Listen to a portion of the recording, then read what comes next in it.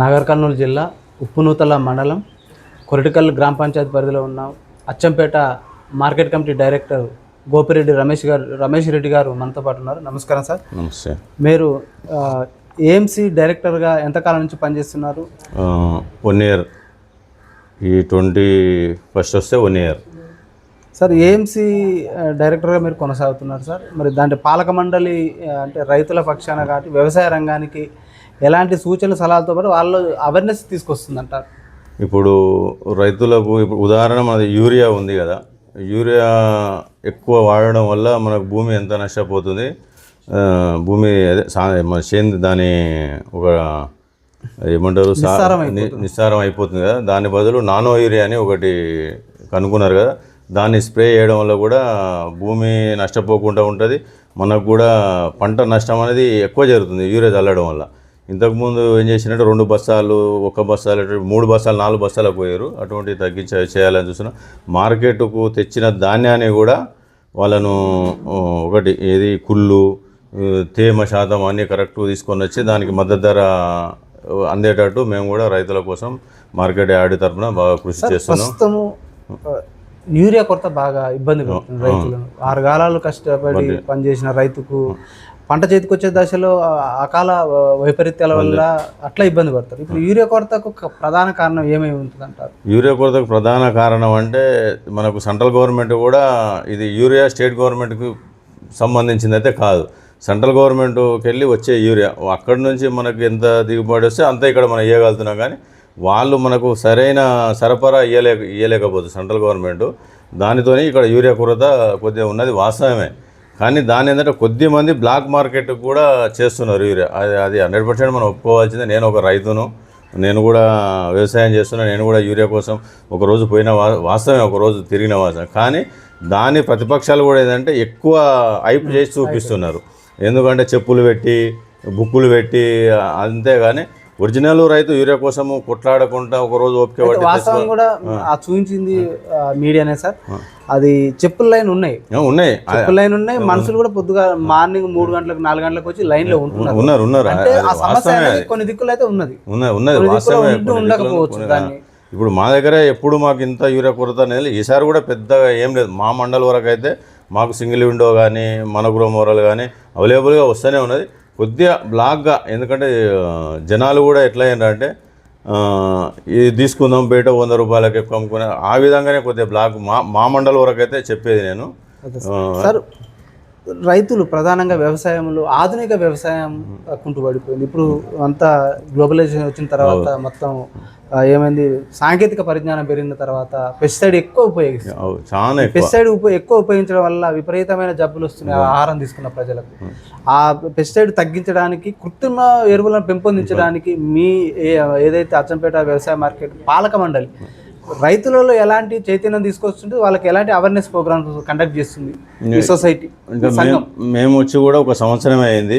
మేము ఇప్పుడిప్పుడే రైతులకు ఇటువంటి అవగాహన కార్యక్రమాలు పెట్టాలనే ఆలోచన మా చైర్మన్ గారు కూడా తీసుకున్నాం. ఎమ్మెల్యే గారు కూడా మేము ప్రమాణ స్వీకారం చేసిన రోజే మినిస్టర్ జూపేలి కృష్ణారావు గారు కూడా ఏమన్నాడంటే, మీరు కొన్ని సొసైటీలు పోయి, ఇప్పుడు ముల్కనూరు ఉంది ఉదాహరణ, అటువంటి సొసైటీకి కమిటీ తరఫున పోయి ఆడ ఏ విధంగా వాళ్ళు డెవలప్ చేసుకుంటున్నాయో అవి చూసుకొని మన దగ్గర మార్కెట్ కూడా ఆ విధంగా డెవలప్ చేయాలనే ఆలోచన మీద ఉండండి, పోండి అని చెప్పిండు. మా ఎమ్మెల్యే గారు కూడా దానికి సహకరించారు, పోయిరామన్నాడు.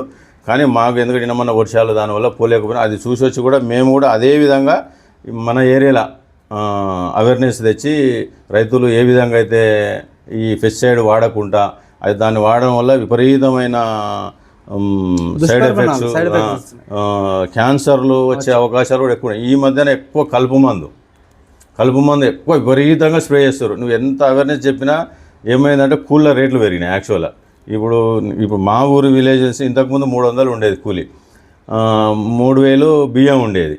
ఇప్పుడు 500 కూలీ అయింది, అదే 3500 బియ్యం అయినాయి. దానివల్ల రైతులు కూడా బాగా నష్టపోతున్నారు. ఈ విషయంలో కూడా మేము 2-3 సార్లు, అంటే మేము పై స్థాయిలో పోయి చెప్పేటోళ్ళం కాదు, ఇక మా ఎమ్మెల్యే గారి దృష్టికి అయితే తీసుకెళ్ళాం. సార్, ఇట్లా ఇబ్బంది అవుతుంది, ఏది ఉపాధి హామీ పనులను అగ్రికల్చర్కు అనుసంధానం కానీ, ఈ రైతులకు కొద్దిగా ఈ హార్టికల్చర్స్ అటువంటి కొద్దిగా డిపార్ట్మెంట్ వాళ్ళకి చెప్పి అవగాహన కల్పిస్తే దానివల్ల కూడా ఇప్పుడు మా దగ్గర ఏది మీకు ఐడియా ఉండాలి మాసారం దగ్గర కొద్దిగా అవేర్నెస్ వచ్చింది, తోటలు పెట్టుకున్నారు, చేసిన ఆ విధంగా డెవలప్ చేయని కూడా మా ఎమ్మెల్యే గారు కృషి చేస్తున్నారు, మార్కెట్ తరఫున మేము కూడా కృషి చేస్తున్నాం. సార్ మీరు ఇప్పుడు వ్యవసాయ మార్కెట్ కమిటీ ఆధ్వర్యంలో ఏవో ఉంటారు అగ్రికల్చర్ ఆఫీసరు, భూసార పరీక్షలు ఏ విధంగా నిర్వహిస్తారు, భూమి పరీక్షల ద్వారా రైతులకు ఎలాంటి అంటే పంట మార్పిడి విషయంలో కావచ్చు, పెస్టిసైడ్ వాడడం విషయంలో కావచ్చు తగ్గించడానికి ఎలాంటి చైతన్య సదస్సులు నిర్వహిస్తున్నారు ఇప్పుడు అగ్రికల్చర్ ఆఫీసర్స్ రైతు వేదికల ద్వారా? రైతు వేదికల దగ్గర మా దగ్గర ఏఈఓ మా క్లస్టర్ కూడా ఇక్కడనే ఉంది. రైతు వేదిక కూడా మా ఏఈఓ గారు ప్రతిరోజు ఉదయం వచ్చి మధ్యాహ్నం దాకా ఉండి కూడా అవేర్నెస్ ప్రోగ్రామ్స్ బాగానే చేస్తున్నాడు. ఈ జీనుగులు చల్లితే మనకు ఉపయోగం ఏంది, ఈ పెస్టిసైడ్ కొడితే మనకు ఎంత నష్టపోతున్నాం, ఈ సేంద్రియ ఎరువుల ద్వారా చేస్తే మనకు లాభాలు ఏంటివి అనేది కూడా 1 మంత్కి ఒకసారి అట్లా వెల్టూరు, కొట్టికల్లు, క్లస్టర్, తిప్పాపూర్ మీటింగులు పెట్టి అవగాహన సదస్సులు కూడా ఏర్పాటు చేస్తున్నాడు. అటువంటివి కూడా మా ఏఓ గారు కూడా బాగానే అది చేస్తున్నాడు. అట్లా ప్లస్ సింగిల్ విండో ద్వారా కూడా పిఎస్సిఎస్ సొసైటీ ద్వారా కూడా రైతులకు మంచి అవగాహన సదస్సులు వాళ్ళు కూడా ఏర్పాటు చేస్తున్నారు. చేసి ఆ విధంగా కూడా అవేర్నెస్ చేస్తూనే ఉన్నారు. కానీ ఇంకా రైతులు అవేర్నెస్లు ఎంత చేసినా కానీ ఇంకా ఇంతమంది ఏంటంటే ఈ సేంద్రియం వాడితే మనకు 2 క్వింటాలు వచ్చే దిగుబడి క్వింటలే వస్తుంది, మేము ఇంత పెట్టుబడి పెట్టి మాకేం లాభం వస్తలేదు అనేది కూడా ఇంకా రైతులు ఒక అపోహగా ఉన్నారు. కానీ సేంద్రియ ఎరువులు ఒక 3 years వరకు వాడితేనే 4th year మనకు ఆ లాభాలు అనేది కనిపిస్తుంది. కానీ రైతులు అంత స్తోమత లేదు. ఏ రైతైనా సరే, నేనైనా సరే ఏం చేస్తున్నా, సేంద్రియం వాడితే మనకేమొస్తుంది, మనం 10 రూపాయలు పెట్టినాం మనకు 5 రూపాయలే వస్తుంది కదా అనేది ఇది బంద్ చేసి అదే కెమికల్ను వాడే విధంగా. సార్ ఇప్పుడున్న వ్యవసాయం ఇది ఇట్లనే కంటిన్యూ అయితే భవిష్యత్ తరాలు ప్రశ్నార్థకంగా ఉంటుంది, మనగడ కష్ట పరిస్థితి. అదే 100% వాస్తవంగా కూడా ఇప్పుడున్న పరిస్థితులలో పాడి పరిశ్రమ, పశుపోషణ మొత్తం తగ్గిపోయింది. దీన్ని పెంపొందించడానికి కేంద్ర రాష్ట్ర ప్రభుత్వాల నుంచి ఎలాంటి వాళ్ళకు ఏది లోన్స్ ఉంటాయి కదా, ఇప్పుడు దీర్ఘకాలిక లోన్లు ఇప్పించడంలో కావచ్చు, వ్యవసాయ రంగానికి ఎలాంటి పెద్దపీట వేస్తున్నాయి ఈ కేంద్ర రాష్ట్ర ప్రభుత్వాలు అంటారు? ఈ పాడి పరిశ్రమకు రాష్ట్ర ప్రభుత్వం అయితే ఏం సబ్సిడీలు ఇంతకుముందు నేను తీసుకున్న, యాక్చువల్గా నాకు పాడి పరిశ్రమ ఉన్నది. రాజశేఖర్ రెడ్డి ముఖ్యమంత్రి ఉన్నప్పుడు 25% సబ్సిడీ ఉన్నది. తర్వాత కేసీఆర్ వచ్చినాక అది కూడా తీసేసారు, 3% రిబీట్ వచ్చేది, అది తీసేసారు. ఇప్పుడు మళ్ళా రేవంత్ రెడ్డి ముఖ్యమంత్రి అయినాక ఇంకా సబ్సిడీ అయితే పాడి పరిశ్రమకి ఏం రాలేదు. కాకపోతే 3% రిపీట్ అనేది రిటర్న్ రైతుకైతే పడుతున్నది. సెంట్రల్ గవర్నమెంట్లో స్కీములు ఉన్నాయి పాడి పరిశ్రమ, కానీ అది ఏ విధంగా చేసుకోవాలి, ఎట్లా అప్లై చేసుకున్నది ఏ రైతుకు నాకే అవగాహన లేదు. ఉన్న వాస్తవం ఏంటంటే 10 లక్షలు 30% సబ్సిడీ అంటున్నారు, 50 లక్షలు 30% సబ్సిడీ అంటున్నారు, కోటి ఇస్తున్నారు. కానీ అది ఏ విధంగా చేసుకోవాలి, ఏ విధంగా చేసుకుంటే మనకు ఆ సబ్సిడీ వస్తుంది అనేది మాత్రం ఏ బ్యాంకర్ దగ్గరకు పోయినా ఇంతవరకు ఎవరు చెప్పలేకపోతున్నారు. కేంద్ర ప్రభుత్వ గైడ్లైన్స్ ఇక్కడ గ్రామ స్థాయిలో లేదు, ఏవో కానీ అగ్రికల్చర్ ఆఫీస్ ఏం రాలేదు, ఎవరికి లేదు, ఏ గైడ్లైన్స్ లేదు. నేను కూడా ఎస్బీఐకి పోయినా, ఏపీజీపీ బ్యాంక్ పోయినా మాకైతే అంత ఏం లేదు ఇట్లా అని చెప్పి. మామూలుగా 10 లక్షల వరకు అయితే మా పిఎస్సిఎస్ ద్వారా ఇస్తున్నారు డైరీకి. నాకు డైరీ ఉంది, పిఎస్సిఎస్ ద్వారా 10 లక్షల వరకు ఇస్తున్నారు, సబ్సిడీ అయితే లేదు. అది దీన్ని చేయాలని మా ముఖ్యమంత్రి గారిని కోరుకుంటున్నాం. సెంట్రల్ గవర్నమెంట్ కూడా ఇది చేసి రైతులకు ఈ పంటలు వల్ల నష్టపోతున్నది పాడి పరిశ్రమ మనకు కొద్దిగా గవర్నమెంట్ ప్రోత్సహిస్తే యువ రైతులు కూడా దానిలోకి రానికి ఎక్కువ అవకాశాలు ఉంటాయి. నేను కూడా డిగ్రీ చేసిన, ఇదే పాడి పరిశ్రమ నాకు ఒక 20 లక్షలు ఇచ్చి అందులో ఒక నీకు 5 లక్షలు 6 లక్షలు సబ్సిడీ ఇస్తే చేయనికి ఉత్సాహం ఎంతోమంది ముందుకు వస్తారు. ఇప్పుడు ఎందుకంటే నిరుద్యోగులు విపరీతంగా ఉన్నారు, ప్రతి వ్యక్తికి ఎంప్లాయ్మెంట్ కలిపేయమంటే ఎవరు కలిపేయలేకపోతారు. ఈ విధంగానన్నా ఒక 30% వరకు కూడా యువ రైతులు వ్యవసాయం మీదకి మొగ్గు చూపడానికి అవకాశాలు ఉంటాయి. సార్ పంట మార్పిడి చేయట్లేదు, సేంద్రియ ఎరువులు వాడట్లేదు. మరి వీటిపైన రైతు వేదికలలో అంటే మీరు పిఎస్సిఎస్ సొసైటీ కావచ్చు, మీ శాఖ మీ వ్యవసాయ మార్కెట్ కమిటీ సంఘం కావచ్చు, అటు పోతే ఏవో ఆధ్వర్యంలో మీ కోఆర్డినేషన్లో మీరు రైతులకు ఏమన్నా మీరు అవేర్నెస్ తీసుకొస్తున్నారు? అవేర్నెస్ తీసుకొస్తున్నారు, 100కి 100 వాళ్ళు అవేర్నెస్ తీసుకొస్తున్నారు. కానీ రైతులు దానికి తృప్తి చెందలేకపోతున్నారు. ఎందుకంటే పెట్టిన పెట్టుబడికి ₹1 కూడా లాభం లేనప్పుడు ఎవరైనా నువ్వైనా నేనైనా అని ఏ విధంగా ఆలోచిస్తాం? మనం పెట్టిన రూపాయి పెడితే దాని మీద ఒక 10 పైసలైనా రావాలని ఆలోచిస్తాం. కానీ మనం పెట్టిన రూపాయికి మనకు 50 పైసలు వచ్చినాక ఏ రైతైనా ముందుకైతే రాలేడు. దీనికోసం ఏం చేయాలంటే గవర్నమెంట్లు ఈ పాడి పరిశ్రమ అటువంటి ప్రోత్సహించింది అనుకో, సరే అగ్రికల్చర్ కూడా నువ్వు ఇప్పుడు ఈ ఇత్తనాలు అవి సబ్సిడీ ఇచ్చి ఎరువులు సబ్సిడీ ఇచ్చి ఈ ట్రాక్టర్కి సంబంధించి అవన్నీ సబ్సిడీలు ఇస్తే కొద్దిగా రైతు మొగ్గు చూపుతాడు. ఇప్పుడు కొద్దిగా ఈ గవర్నమెంట్ వచ్చినాక కూడా రోటావేటర్లు కానీ కల్టివేటర్లు కానీ స్పేర్స్ మొన్ననే ఒక 1 month కింద సబ్సిడీ వచ్చినాయి. ఇట్లా వస్తున్నా కూడా రైతు కూడా ఏంటంటే కొద్దిగా అవగాహన వచ్చి అరే ఇది తీసుకుంటే మనం చేసుకోవాలితో మనకు 10 రూపాయలు మిగులుతాయని ఆలోచన ఉంటే సబ్సిడీ అనేది రైతుకు లేకపోతే ఏ రైతు ఎప్పటికి ముందు గారు మెయిన్ ఉచితాలు బంద్ చేయాలి. ఉన్నాం రైతు బంధుతో సహా ఉచితాలు బంద్ చేసి కష్టపడ్డ రైతుకు ప్రోత్సాహం అనేది ఇస్తే నువ్వు 10%, 20% కష్టపడగలుగుతాడు. అప్పుడు అతను బాగుపడతాడు, ఇతర 10 మంది బాగుపడతాడు. ఉచితాలు ఇవ్వడం వల్ల ఏంటంటే సోబరితనం అనేది ఎక్కువ పెరిగిపోతుంది. ఉచితాలు అనేది మంచిది కాదు. ఉచితం అనేది మంచిది కాదు. మనం పక్కన చూస్తున్నాం. వాస్తవం కూడా మీరు అన్నది కూడా కరెక్ట్. ఇప్పుడు ఇక్కడ కూలీల కొరత ఏర్పడడం వల్ల ఒరిస్సా బీహార్ అక్కడికి వెళ్ళి వస్తున్నారు. ఇప్పుడు నేనే నా దగ్గర ఇంతకుముందు మా ఫాదర్లు వాళ్ళు చేసినప్పుడు 2-3 మన దగ్గరనే జీతాలు ఉండేది. ఇప్పుడు లేరు. ఇప్పుడు నేను ప్రజెంట్గా బీహార్లో దేవులాడుకునే పరిస్థితి వస్తుంది నాకు డైరీకి. సార్ ఇప్పుడు రైతులు కూడా మా దృష్టికి ఒక సమస్య తీసుకొచ్చారు. ఉపాధి హామీ పథకాన్ని వ్యవసాయానికి అనుబంధం. అది నేను కూడా అది గవర్నమెంట్ను కోరుకుంటున్నా. మా ఎమ్మెల్యే గారి దృష్టికి తీసుకొద్దాం, మా ఎమ్మెల్యే ముఖ్యమంత్రి దృష్టికి తీసుకోపోమని చెప్తున్నాం. ఎంపీలు 100% ఉపాధి హామీని అగ్రికల్చర్కు అనుసంధానం చేస్తే రైతు 190% బాగుపడతారు. సార్ ఇప్పుడు వ్యవసాయ మార్కెట్ మీది అచ్చంపేట వ్యవసాయ మార్కెట్ అందులో రైతులు పండించిన పంటలకు గిట్టుబాటు ధర విషయంలో కావచ్చు, ఏదైతే ఇప్పుడు ప్రభుత్వం ప్రకటించిన 500 బోనస్ విషయంలో కావచ్చు, కేంద్ర రాష్ట్ర ప్రభుత్వాల నుంచి రైతులకు ఎలాంటి మద్దతు లభిస్తుందంటే ఏం చెప్తారు సార్? ఇప్పుడు రాష్ట్ర ప్రభుత్వంకి వెళ్ళి బోనస్ అనేది చాలా సంతోషకరమైన విషయం. ఎందుకంటే నాకున్నది 10 ఎకరాలు. 10 ఎకరాలు అంటే నాకు ఇది మన రైతు బంధు ఎంత వస్తుంది మీ లెక్క ప్రకారం చెప్పండి, ఎంత వస్తుంది? 10 ఎకరాలకు ఇప్పుడు అంటే 10 ఎకరాలు అంటే 60,000 వస్తుంది కదా. నాకు బోనస్ 72,000 వచ్చింది. బోనస్ 72,000 వచ్చింది. నాకు రైతు బంధు కంటే బోనసే ఎక్కువ వచ్చింది కదా. అందుకే అటువంటి ప్రోత్సాహకాలు ఇస్తుంటే రైతు కూడా కొద్దిగా ఉత్సాహం వచ్చి ఈసారి అందుకే వరి పంట చూడండి మీరు, మా దగ్గర పోయినసారి కంటే ఈసారి దగ్గర 60-70 ఎకరాలు వరి ఎక్కువ వేయగలదు. ఎందుకంటే బోనస్ మీద వస్తుందనే ఆశతోనే. అదేవిధంగా ప్రతి పంటకు మద్దతు ధర ప్రకటించి ప్రతి పంట గవర్నమెంట్ కొంటే మద్దతుతో పాటు బోనస్ ప్రకటించాలి. ప్రతి పంట రైతులు కూడా ఏమంటున్నారంటే ఒకే పంటకి ఇస్తున్నారంట సన్నోట్లకి. మేము రైతులము పత్తిచ్చిన ప్రతి గింజకు పంటకు కూడా బోనస్ కల్పించాలని నేను మా గవర్నమెంట్ కూడా నేను కూడా అది కోరుకుంటున్నా. పండించిన ప్రతి పంటకు మద్దతు ధర సెంట్రల్ గవర్నమెంట్ ఇస్తుంది. స్టేట్ గవర్నమెంట్ ఎంతో అంత ఒక బోనస్గా ప్రకటించుకుంటే అది ప్రతి రైతు సంతోషకరంగానే ఉండగలుగుతారు. ఎప్పుడు ఏది ఉన్నా అని ఇబ్బంది లేకుండా ఉండగలుగుతారు. ఈ బోనస్ లేకపోవడం ఏమైంది, ఇప్పుడు సపోజ్ కాటన్ ఉన్నది, కాటన్ ఇప్పుడు వర్షాలకు ఏమైందంటే విపరీతంగా నష్టపోయింది. నష్టపోయింది. ఇప్పుడు ఎకరకు 10 క్వింటాలు దిగుబడి వస్తుందని అనుకున్నానికి 5 క్వింటాలు 6 క్వింటాలకు ఎక్కువ దిగుబడి వస్తుంది. ఏమన్నా పెట్టుబడి ఆడికి వెళ్తే సాలరనైనా దేవుడు అనుకునే పరిస్థితి ఉంది. అటువంటప్పుడు సెంట్రల్ గవర్నమెంట్ కూడా దృష్టిలో పెట్టుకొని ఆ మద్దతు ధరను ఈ 200-300 పెంచకుండా 1,000 అట్లా మద్దతు ధర పెంచితే రైతు కూడా కొద్దిగా ఏంటంటే సంతోషకంగా ఉండగలుగుతారు. ఇప్పుడు ఏ రైతుకు కాటన్ విషయంలో నీకు లాభాలు వస్తాయనే ఆశ మాత్రం లేదు. సార్ రైతులకు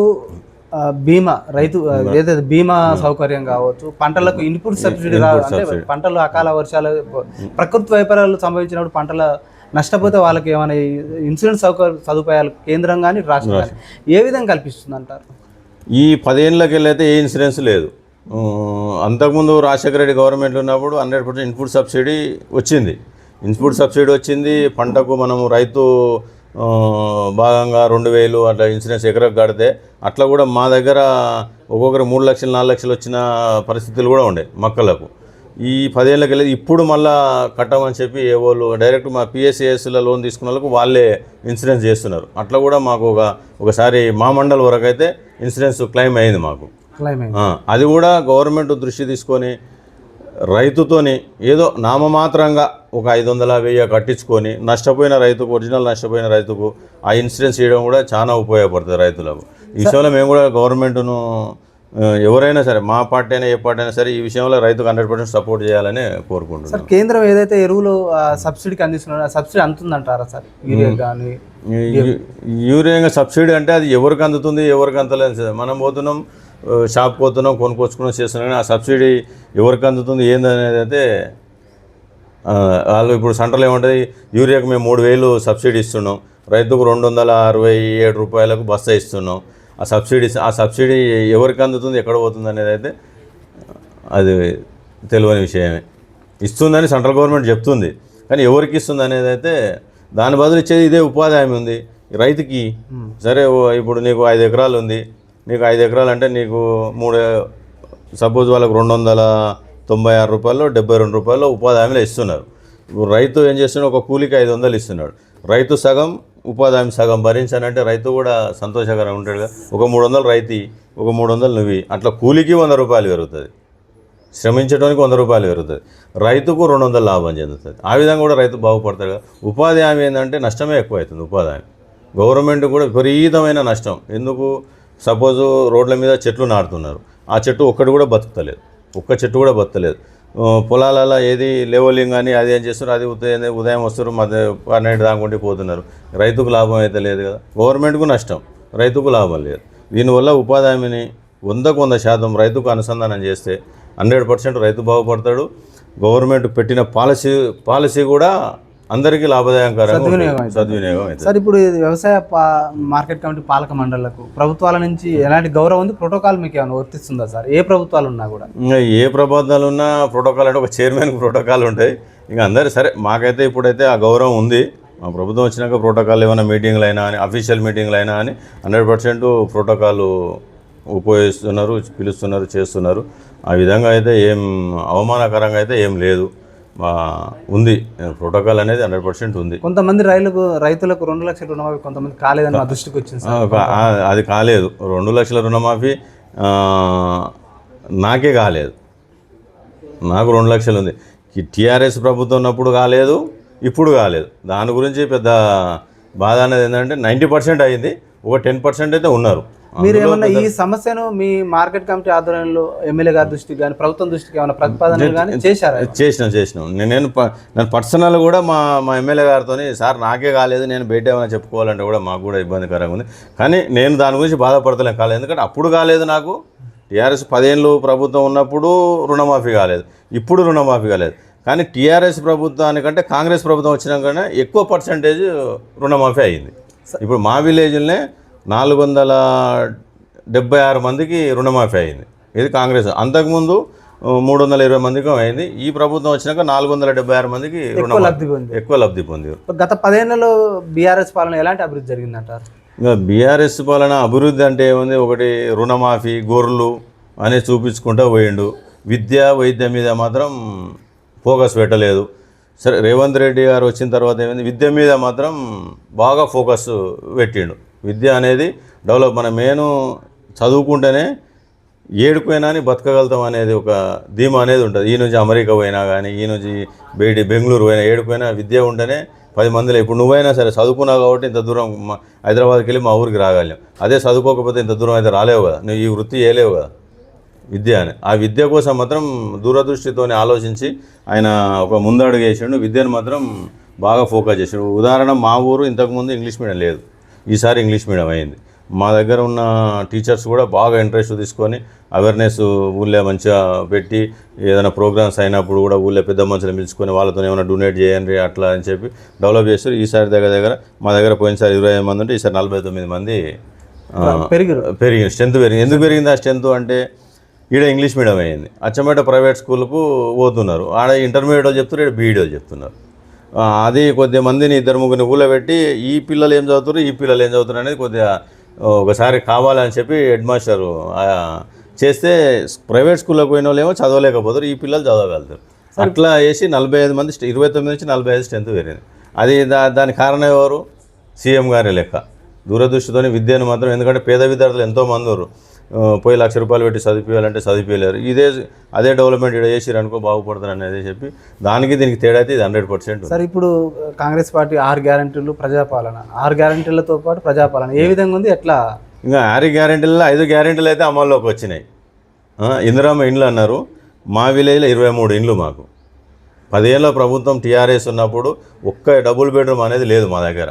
ఒక్క డబుల్ బెడ్రూమ్ కూడా మా విలేజ్లే కాదు, మా మండల్లో ఒక్క డబుల్ బెడ్రూమ్ ఏమైనా చూపించినా కానీ నేను దేనికైనా వాళ్ళకు చర్చకు రెడీ అంటే రెడీ అవుతా. ఒక మండల్లో ఒక్క విలేజ్లో ఒక్కటి చూపించిన. ఇదే కాంగ్రెస్ ప్రభుత్వం ఓన్లీ మా ఊర్లోనే 23 ఇండ్లు, 23 ఇళ్ళల్లో 18 ఇండ్లు స్టార్ట్ అయినాయి. 18 ఇళ్ళల్లో 14 ఇండ్లకు ఆల్రౌండ్ బేస్మెంట్ బిల్లు ₹1,00,000 పడ్డాయి. ఇగో ఇప్పుడు ఈ నుంచి లేచి చూడు వెనుకనే ఉంది ఇందిరా మిల్లే బేస్ బిల్లు పడ్డది. బంగారమ్మ క్యాండిడేట్ ఆమెకు బేస్ బిల్లు పడ్డది 14 ఇళ్ళకు పడ్డది. ఇంకా 4 ఇళ్ళకు బేసులు రెడీ అవుతున్నాయి. ఆ 4 ఇళ్ళకి కానీ స్టార్ట్ కాలేదు, స్టార్ట్ అవుతుంది. ఇంకా కూడా మాకు మా ఎమ్మెల్యే గారు ఇంకొక 17 ఇళ్ళు మీ ఊరికి ఇస్తా, మీరు ఎవరైనా పేదలు ఉంటే ఇవ్వండి. మేము దాంట్లో కూడా పార్టీ చూడలేదు. ఎవరైతే నిరుపేదలు ఉన్నాడో అరువులకే ఇచ్చినాం. ఈ పార్టీ ఆ పార్టీ అని చూడకుండా అరువులకే ఇచ్చినాం. మీరు పోయి ఊర్లో ఇప్పుడు ఎంక్వైరీ చేసుకున్న 100% ఆల్ పార్టీ వాళ్ళకు ఇందిరా మిల్లు ఇచ్చినాం. ఉచిత బస్సు 200 యూనిట్ల కరెంటు అయ్యింది. కావాల్సింది కూడా మహిళలకు 2,500 ఒక్కటి పెండింగ్ ఉంది. పెన్షన్లు, పింఛన్లు, వితంతులవి. ఇది మహిళా సంఘాలకు 2,500 ఒకటి పెండింగ్ ఉంది. అది కూడా ముందరనే చేస్తామని చెప్పి వాళ్ళు కూడా ప్రకటించారు. ఏది పింఛన్లు కూడా 2 నెలల కింద ఒకసారి స్టేట్మెంట్ వచ్చింది, పింఛన్లు స్టార్ట్ వృద్ధులకు ఇవ్వాలి. ప్రజలు కానీ యువత మా దృష్టికి ప్రధానమైన సమస్య గత బీఆర్ఎస్ పాలనలో కావచ్చు, గత ప్రభుత్వ పాలనలో ఈ కార్పొరేషన్లకు ఏదైతే ఎస్టీ కానీ బీసీ కార్పొరేషన్ కానీ ఎస్టీ కానీ ఈ కార్పొరేషన్ల నిధులు ఎత్తేసి ఎక్కువ పథకాలు పెట్టారు. యువత చదువుకున్న యువతకు ఎక్కువ ఉద్యోగాలు రావు. కానీ ప్రత్యామ్నాయం అంటే ఏదైనా బిజినెస్ కూడా వ్యవసాయం వైపు మళ్ళాలన్నా కూడా కార్పొరేషన్ నిధులు ఉంటే మాకు ఉపాధి అవకాశాలు పెరిగే ఉండి. ఇప్పుడున్న ప్రభుత్వం అలాంటి అవకాశాలు ఏమన్నా కార్పొరేషన్లకు నిధులు ఎక్కువ కేటాయించి యువతని కానీ ప్రజలు కానీ ఆదుకునే అవకాశం ఏమైనా కనిపిస్తుంది అంటారా మీ ప్రభుత్వంలో? మా ప్రభుత్వం గత ప్రభుత్వంలో అయితే కార్పొరేషన్లో ఎవరికి ఏం రాలేదు. ఈ ప్రభుత్వం ఏం చేసి రాజీవ్ యువ వికాస్ అని ఒకటి పెట్టింది. అది చర్చలు నడుస్తున్నాయి, ఆల్రౌండ్ అప్లికేషన్లు అయినాయి, చేసినాయి. అది రాజీవ్ వికాస్ అనేది అది మేనిఫెస్టో లేకున్నా కానీ ప్రకటించారు. అది గిట్ల ఇస్తే యువతకు మాత్రం 100% లబ్ధి చేకూరినట్టే అవుతుంది. ఎందుకంటే అందులో కూడా ఎస్సీ కార్పొరేషన్, బీసీ కార్పొరేషన్లో దాంట్లో కూడా పెడుతున్నారు కాబట్టి అట్లా పెడుతున్నారు. ప్రతి ఒక్కరికి ఈ కులం ఆ కులం అనుకుంటే అందరికీ రాజీవ్ వికాస్ అవకాశం అది గిట్లా ఇస్తే యువతకు మాత్రం 100% వాళ్ళు లాభం చెందినట్టే అవుతుంది. సార్, గత ఎమ్మెల్యే గువ్వల బాలరాజు గారు అర్థం ఎలాంటి అభివృద్ధి జరిగింది, ఆయన ఓటమి కారణం ఏమంటారు? ఆయన ఓటమి కారణం అంటే ఆయన దురుసుతనం. ఒక ఎవరైనా సరే, ఇప్పుడు నువ్వైనా నేనైనా ఏంటంటే పోయినప్పుడు ఒక విలువ కోరుకుంటాం. ఏ వ్యక్తికి విలువ ఇచ్చిన దాఖలాలు లేదు గువ్వల బాలరాజు. విలువ డాక్టర్ సాబుకు ఆయనకు తేడా ఏంటంటే డాక్టర్ సాబు నిరంతరం ప్రజల కోసం పోరాడుకుంటూ ప్రజల మధ్యనే ఉన్నాడు. నువ్వు 15 సంవత్సరాలు ఎమ్మెల్యేగా లేకుండా ఓడిపోయినా కానీ అనునిత్యము ఈ రోజుకు 24 గంటలు ప్రజల మధ్యనే ఉన్నాడు. ఏ రాత్రిపూట ఏ రాత్రి ఏ పగలు ఏడ ఇబ్బంది అయినా అని ఆడ ప్రజల కోసం పోరాడుకుంటూ ఉన్నాడు. ఆయనకి నాకు తేడా ఏంటంటే ఈయన పోయి సార్ నాకు ఈ ప్రాబ్లం వచ్చిందంటే అరే అట్లనా అని చెప్పి దాని సొల్యూషన్ కనుక్కో అదే బాలరాజు ఏందిరా ఇది అని ఆ విధంగా దురుసుతనం ఉన్నది. కాబట్టి ఈయనకు తేడా. డాక్టర్ ఇప్పుడు కరెక్ట్ 2 years కానే లేదు. ఇప్పటి వరకు దగ్గర 1,400 మందికో 1,300 మందికో ఫ్రీ ఆపరేషన్లు చేసిండు డాక్టర్ సాబ్. సార్, ఇప్పుడు ప్రస్తుత ఎమ్మెల్యే గారు డాక్టర్ వంశీకృష్ణ ఆధ్వర్యంలో ఎలాంటి అభివృద్ధి జరుగుతుందంటారు? ప్రజలకు అందుబాటులో ఉంటున్నారు? ఆయన సేవా కార్యక్రమాలు ఏ విధంగా ఉన్నాయంటారు? ప్రజలకు నిత్యము ప్రతిరోజు అందుబాటులోనే ఉంటున్నాడు. ఇప్పుడు సపోజ్ నేనంటే ఒక డైరెక్టర్ కాబట్టి ఒక సామాన్య కార్యకర్త ఫోన్ చేసినా కానీ ఆయన వేరే పని మీద మళ్ళీ రిటర్న్ ఫోన్ చేస్తాడు. అయ్యా ఎవరు ఎందుకు ఫోన్ చేసిరా అని ఫోన్ చేసి ఇది నాది పలానా ఊరు, నాకు ఇట్లా ప్రోటోకాల్ సార్ ఇట్లా సంగతి అదంటే ఎంబడే మళ్ళీ మాకు ఫోన్ చేసి రమేష్ మీ ఊర్లో పలానా ఆయనకి ప్రాబ్లం ఉందంట, అది ఏందో చూడండి అని మమ్మల్ని ఆదేశిస్తున్నాడు. అనునిత్యం ప్రజల మధ్యనే ఉంటున్నాడు ఆయన. డెవలప్మెంట్ కూడా 100% డెవలప్మెంట్లు అయితే అవుతున్నాయి. ఉదాహరణ మా ఊరిదే చెప్తాను. మాకు 10 ఏళ్ళల్లో వాటర్ ప్రాబ్లం విపరీతంగా ఉన్నది. మాకు ఏది కరెంటు గ్రామ పంచాయతీ మోటార్లకు కరెంటు విపరీతమైన ప్రాబ్లం ఉన్నది. మేము పోయి సార్ మాకు ఈ ప్రాబ్లం ఉంది అని అంటే వితిన్ 5 minutesలో ఈ డీకి ఫోన్ చేసిండు, ట్రాన్స్ఫార్మర్ వచ్చింది, మీరు పోతుంటే చెరువు కాడ కనిపిస్తుంది, ఫిట్ అయిపోయింది. ఏదో ఒకరోజు ఇడంగా వస్తున్నాడు, ఆపినాం, అడిగినాం, ఎంబడే రెస్పాన్స్ అయ్యిండు, మాకు వచ్చింది, ట్రాన్స్ఫార్మర్ ఫిట్ అయ్యి. ఊరి కోసమే, అది ఎవరో ప్రజల రైతుల కోసం కాదు, ఊరి గ్రామం వాటర్ కోసం అని. అది 100% డెవలప్మెంట్ ఉంది. మీకు ఇంకేం కావాలన్నా కూడా అడగండి ఇస్తాను అన్నాడు. సరే మనకు అవసరం ఉన్నది అడుగుదాం. మాకు ఒక సబ్స్టేషన్, మాకు కరెంటు ప్రాబ్లం బాగుంది, ఈ చిన్నవి అడిగి ఏం చేసి కరెంటు సబ్స్టేషన్ అడిగి అది ఒకటి తెచ్చుకుందామనే ఆలోచన మీద ఉన్నాం. అది కూడా 100% మేము సాధించుకుంటాం. ఆ ధైర్యం ఉంది మాకు. బట్ డాక్టర్ సాబ్ దగ్గర కొట్లాడి తెచ్చుకునే ధైర్యం ఉంది, ఆయన ఇస్తాడనే నమ్మకం కూడా మాకు ఉంది. సరే, సర్పంచ్ల కాలం దాదాపు 20 నెలలు దాటింది. ఇక్కడ ప్రజలు ఏమంటున్నారంటే చాలా సమస్యలు ఉన్నాయి అంటున్నారు. అభివృద్ధి లేదు, దాంతో కేంద్ర నిధులు లేవు, రాష్ట్ర నిధులు లేవు, జాప్యం జరుగుతుంది అంటున్నారు. కానీ నిధుల లేమితో కొట్టుమిట్టాడుతున్నాయి ఇప్పుడు గ్రామ పంచాయతీలు. ఆలస్యం జరిగింది, ప్రభుత్వం ఎందుకు ఎలక్షన్లు పోలేకపోయింది? గ్రామ పంచాయతీల నిధులు లేవు అనేది వాస్తవం, అది 100% వాస్తవం. గ్రామ పంచాయతీలో ₹1 నిధులు అనేది లేవు. కానీ గ్రామం కుంటుపడిన వాస్తవం కొద్దిగా వాస్తవమే అది. ఎందుకంటే సర్పంచ్ లేనందుకు 15th ఫైనాన్స్ కానీ సెంట్రల్ గవర్నమెంట్ వచ్చే నిధులు కానీ ఏవి లేవు. దానివల్ల కొద్దిగా గ్రామం కుంటుపడిన వాస్తవమే. కానీ అట్లా కాకుండా కూడా మా డాక్టర్ సాబ్ గారు ఏం చేస్తున్నాడంటే, ఏ ఊరికి ఏమైనా ఇబ్బంది ఉందనుకో ఆయనకు సార్ చెప్పండి, మాకు ఇట్లా ఇబ్బంది ఉంది సార్, మాకు ఈ ప్రాబ్లం ఉంది, మా దగ్గర గ్రాంట్స్ లేవు అది అంటే దానికైనా కొద్దిగా సహకారం 100% చేస్తున్నాడు. సపోజ్ మాకు స్కూల్లో ఒక బోరు కావాలి సార్, మాకు వాటర్ ఇబ్బంది ఉంది, గ్రామ పంచాయతీలో పైసలు లేవంటే అది ఏదో విధంగా చెప్పి ఆ ఏడీకో డిఈలోకో చెప్పి సార్ ఆ కొట్టుకల్ల పలానా ప్రాబ్లం ఉందంటే పోయి చూడండి అట్లా చేస్తున్నారు. దాన్ని కూడా మేము కూడా మా వంతు సహాయం మేము ఊర్లో మా కార్యకర్తలు కానీ మేము కానీ ఆ వంతు సహకారం చేస్తున్నాం.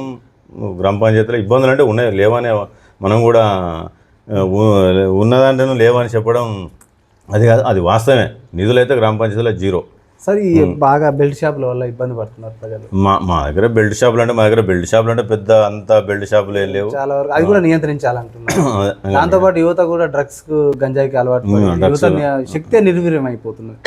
దాంట్లో యువతకు ఉపాధి కల్పించాలి, దాంతోపాటు మార్పు రావాలంటే ఒక సీనియర్ నాయకుడు ఏం చెప్తారు సార్? ఇంకా 100% డ్రగ్స్కు బానిస కావద్దని మేము ప్రతి ఒక్కరం కోరుకుంటాం. మా విలేజ్లో కూడా ఎవరైనా పిల్లలు మామూలుగా సిగరెట్ తాగితే ఆ సిగరెట్ని అలవాడితే వాళ్ళకి చెప్తూనే ఉంటాం, వాళ్ళ అన్నలకు వాళ్ళ తల్లిదండ్రులకు కూడా చెప్తాం, అయ్యా మీ కూడా ఇట్లా అలవాటు అవుతున్నాడు, అది మంచిది కాదు చేయని అవేర్నెస్. మా దగ్గర పోలీసు వాళ్ళు కూడా 2-3 సార్లు అవేర్నెస్ ప్రోగ్రామ్ చేసారు. దాంట్లో ఆ డ్రగ్స్ వల్ల ఏంటంటే విపరీతమైన చెడు అలవాట్లు, చెడు ధోరణులకు బానిసలు బాగా అవుతున్నారు. కానీ మా విలేజ్ వరకు అయితే ఇంతవరకు అటువంటి ఆ గంజాయి అనే స్థాయి వరకు అయితే పోలేదు, పోనీయం కూడా. అలానే అన్ని గ్రామాలు కూడా మీ గ్రామం ఆదర్శంగా తీసుకోవాలని కూడా యువతని మా దగ్గర అయితే డ్రగ్స్ వరకు అయితే పోనీయొద్దని చాలా దృష్టి ఉంది. సరే అతను మమ్మల్ని ఎంత తిట్టుకున్నా ఏం చేసినా మా మీద దుర్భాషలు ఆడినా సరే కానీ ఆ డ్రగ్స్ వరకు పోనీయొద్దు. డ్రగ్స్ అంటే ఎంత దూరం అంటే గంజాయి వరకు పోనీయొద్దు. డ్రగ్స్ అంటే కొద్దిగా దొరకదు, గంజాయి అంటే ఈజీగా దొరుకుతుంది. గంజాయి వరకు కూడా పోనీయొద్దు అని సిగరెట్లు తాగుతూనే తల్లిదండ్రులను పిలిచి వాళ్ళు ఖచ్చితంగా చెప్తాను, మీ వాడు పలాంతానే సిగరెట్ తాగుతున్నాడు చూడు, వాళ్ళ నూనె పడి తిరుగుతున్నాడు చూడు అనే అవేర్నెస్ అయితే చేస్తున్నాం తల్లిదండ్రులు. అంటే పిల్లలకు డైరెక్ట్ చెప్పలేము, ఎందుకంటే వాళ్ళు యువత ఉడుకు రక్తం మీద ఉంటారు కాబట్టి తల్లిదండ్రులు చెప్తే వాళ్ళు కంట్రోల్ చేసుకుంటున్నారు. అదైతే ఎప్పటికీ మా విలేజ్లో అయితే ఆ గంజాయి అనేది లేకుండానే ఈ పార్టీ ఆ పార్టీ అనుకుంటేనే అందరం ఆ విధంగా అయితే. త్వరలో స్థానిక ఎన్నికలు రాబోతున్నాయి, ఎలక్షన్ ఏదైనా కూడా ప్రలోభాల పర్వం తెరపైకి వస్తుంది. ఓటర్లను ప్రజలను మద్యం ఇది ఏదో ఇచ్చి తాయిలాలు ఇచ్చి ప్రలోభాలకు గురి చేస్తారు. ఈ ప్రజాస్వామ్యంలో అలాంటి వ్యవస్థకు తావు లేకుండా మార్పు రావాలంటే ప్రజల్లో ఓటర్లో చైతన్యం రావాలంటారా, లేకపోతే రాజకీయ పార్టీలో మార్పు రావాలంటారా? అది ప్రజల చైతన్యం వస్తేనే 100% మార్పు అనేది ఉంటుంది. కానీ రాజకీయ నాయకుల దాంట్లో ఎవరి దాంట్లో ఆ మార్పు రాదు. వాళ్ళు ఎంతవరకు ఉన్నా ఏ రాజకీయ నాయకుడు అనేది ఏంటంటే నేను గెలవాలి అతలోని కంటే నేను ఒకటి ఎక్కువేయాలనే ఆలోచనే ఉంటుంది. ఎంతున్నా వీళ్ళు 1, 2, 3. అదే ప్రజలైన అనుకో, మా దగ్గర ఇప్పుడు దగ్గర 1400 ఓట్లు ఉన్నాయి, నిలబడేది 3 అనుకో. ఇలా 3 కంటే అదే 1400 మందిలో 1000 మంది అవేర్నెస్ తీసుకున్నారనుకో, మన ఈ బానిస కాకూడదు, మనం నీతిగా ఉందాం, నిజాయితీగా ఉందాం, గట్టిగా ఓట్లాడదాం. ఇప్పుడు సపోజ్ నువ్వు సర్పంచ్వి, నీ తాన రూపాయి ఆశించకుండా రేపు ఏదైనా నేను నిలదీసి అడగగలదు, నాకు ఈ రోడ్డు కావాలి, ఈ లైట్ కావాలి, మా దగ్గర ఈ మోరికాలు తీయలేదు అని నేను నీ తాను ఆశపడ్డానా, నాకు ఇది చేసి పెట్టని కొట్లాడడానికి ధైర్యం ఉంటుంది. అది ప్రజల్లో ఎక్కువ అవేర్నెస్ రావాలి. Okay sir, thank you sir. చూస్తూనే ఉండండి మీ తెలుగు టీవీ.